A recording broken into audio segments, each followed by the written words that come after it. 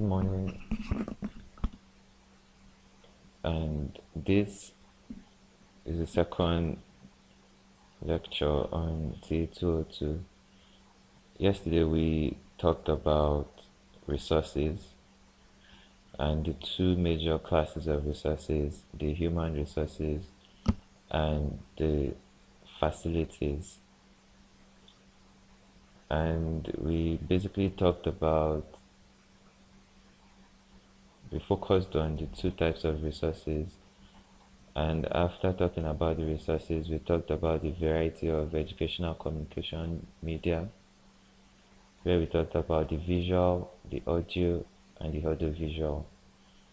And we stopped at instructional communication, where we talked about the sender, the message, the medium, and the receiver.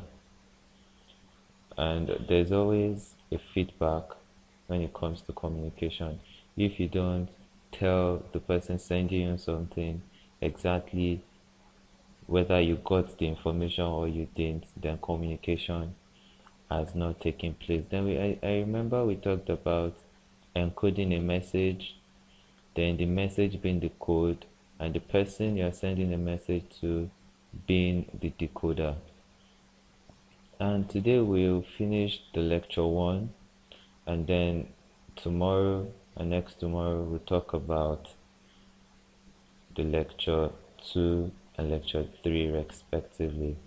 Today we'll continue from where we stopped. We stopped at this place yesterday. So today we are going to continue from where we stopped. And don't forget that I talked about feedback. There must always be a feedback when it comes to communication. If there is no feedback, then communication has not taken place. Then the next thing we'll talk about is barriers to effective communication. There is always something that hinders communication from taking place or from being effective. There's something that does not make communication take place very well. Then that thing that we're talking about is noise. Noise is what makes communication ineffective. And we have sources of noise. We have the physical factor. In the physical factor, we'll talk about the light value.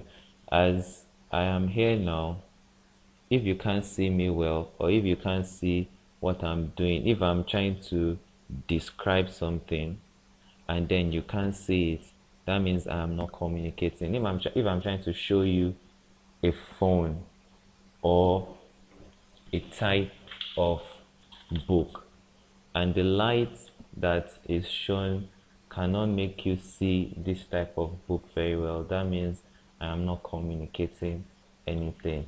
And then the other physical factor is cleanliness of the writing surface. Let's take, for example, I want to send a letter to someone and I have to write it on this page. If the background of my writing pad is very bad or is very rough or dirty, that the person reading it cannot see it, communication has not taken place.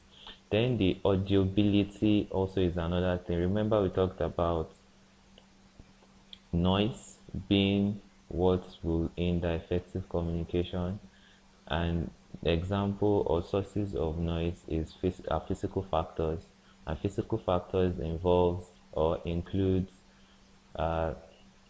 visibility, like if you can't see me well, that means communication has not taken place.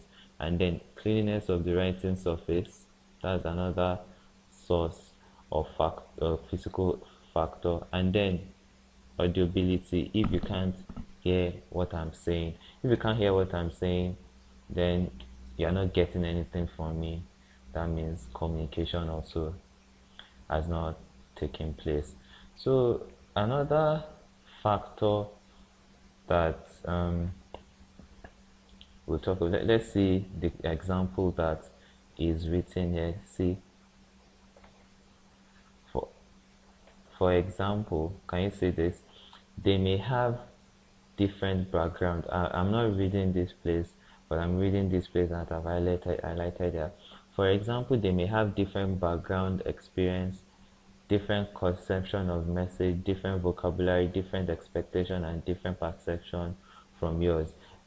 That is to say that if all these things are not taken care of, the audibility, the cleanliness of writing surface, or the the first one, the visibility, then if all those things are not taken care of, we might not be able to get our readers or viewers or listeners to understand what we are saying because of all these things that I've highlighted. We might not have the same background experience as them, might not have the same conception of message as them, so we cannot assume that they will understand anything we say if all these things are not taken care of: visibility, audibility, and also the cleanliness of surface.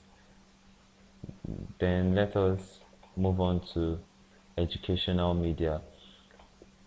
Being in education, we have a lot of media we use in teaching, not only in teaching, even in administration of schools and institutions. We have a lot of media we use, and these media are the ones that makes teaching and learning effective. If we start to talk about it, we give a list of media or numerous media that we use in instruction, and I'm just going to give you a little bit of those media, and you yourself, you can go ahead to find out more media we use in teaching and learning. uh, I just want us to reason a little bit as you're hearing me or listening to me. Just look at all those things that you've used in teaching and learning.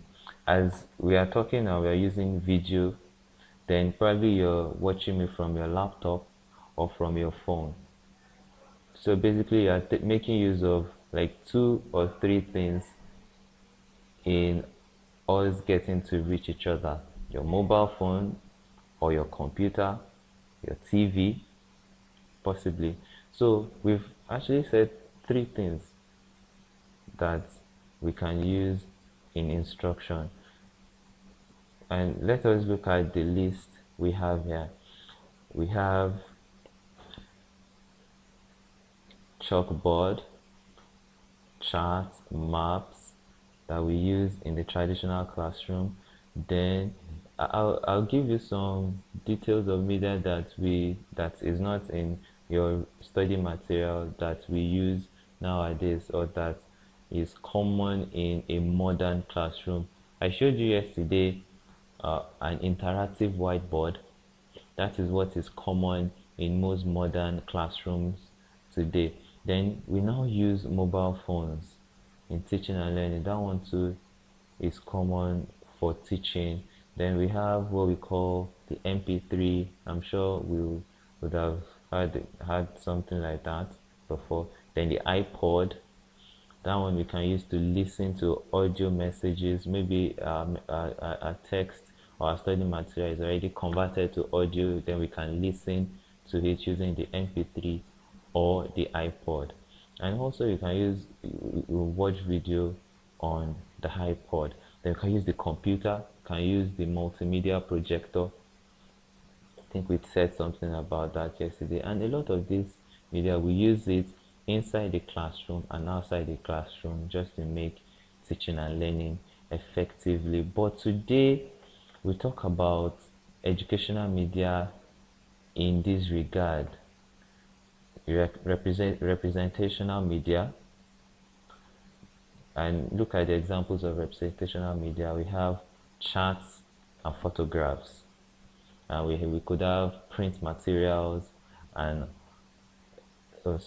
we have charts, we have photographs, we have some other things we use to just make sure that we're able to indicate that something is real or something is peculiar to us. And then we have projected media. That's what we use when it comes to projector or multimedia projector. We can use an overhead transparency system. We can use film strip and then film.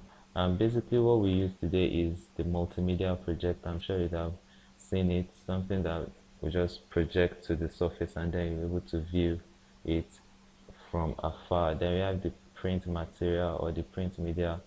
Here we talk about the handout. Even the one you are reading from, the TA202 handout, is a print material. The study text is a print material. Newspaper is a print media. Magazine, program text, textbooks are print materials. And we have broadcast or telecommunication media.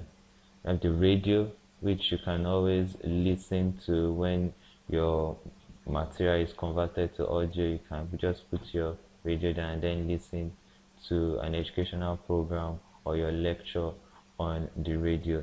Television, like we said yesterday, combines the audio and the video, so you'll be able to see and hear what the teacher or the tutor is saying. Then I believe you understood all these things that you're saying, so I'm going to read this out, or basically I should just look at the important things you need to get from this topic, because I don't want this lecture to be lengthy so that you won't get bored. There are two aspects of educational media. Well, I guess this one is an important one that we need to talk about. The two aspects of educational media, the hardware and the software. I'm recording from my laptop. My laptop is an hardware. Printer that you print things from is an hardware. Your keyboard, your mouse is a hardware. But all those other programs that you can't see, that you install as applications, are called software. But let us read what we have in our study material. There are two aspects of educational media. There are the hardware aspect, which refers to equipment and devices, the ones that you can see, the ones you can touch. That is what it means. Then even the radio, the television, they are hardware, because you can see them, you can touch them. Like this study material is saying now, equipment and devices. Even the mobile phone is an hardware. So now let's look at the software. The transparency. I wish I have one so that I could show you. You know what the camera people use? The film inside the camera. That's an example of a software. Then we have photographs, pre-recorded tapes. You know, the tapes we use when we it's just now that we don't use cassettes anymore and tapes, but tapes are what you use the tape recorder to listen to. And now all of us carry CDs